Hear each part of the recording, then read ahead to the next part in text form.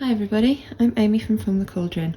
A couple of weeks ago I dyed this with some leftover frozen dye from Dharma, and today I'm going to over dye this with some lovely sour apple dye, which is also from Dharma.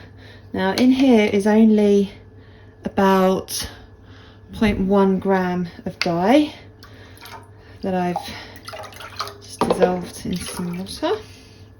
There we go. Now this is just cold tap water, and it has got a tablespoon of vinegar in. This is quite tightly wound up, so I'm going to be doing some sort of resist dyeing and kettle dyeing. So I'm just going to plop that in there, turn the heat on, put it on low, put that on, and I'm just going to leave it until all the dye is absorbed. Now this is 10 grams of 65% wool, 35% alpaca. It's not superwash, so I need to be careful not to let it get too hot and not to agitate it too much, because I don't want it to felt.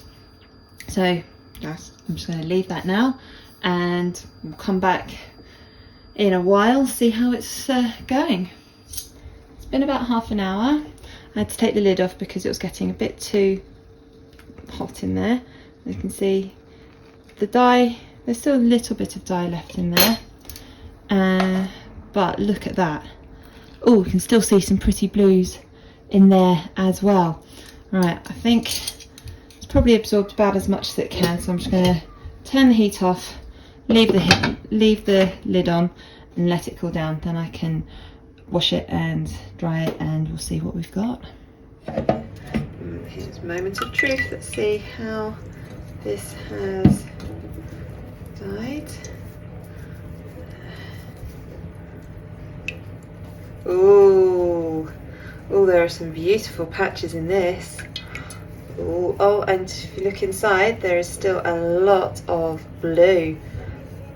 Oh, that's pretty. Right, I'm going to wash this with just a little bit of soap, and then I can dry it and hang it out to dry. And here is the finished yarn.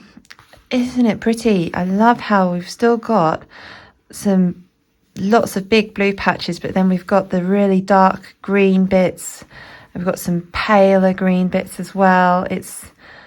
I think it looks really, really pretty all together. And I'm really happy with how this has turned out. I'll definitely be dyeing like this again in the future.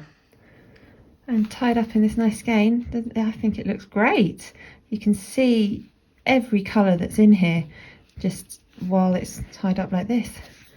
Thank you very much for watching this video. I really hope you enjoyed it. Please click like and subscribe to my YouTube channel. I aim to produce a new dyeing tutorial every Monday. Sometimes it's yarn, sometimes it's Aida, sometimes it's cotton floss, sometimes it's a mixture of all three. But every video is something different. Thank you so much for watching.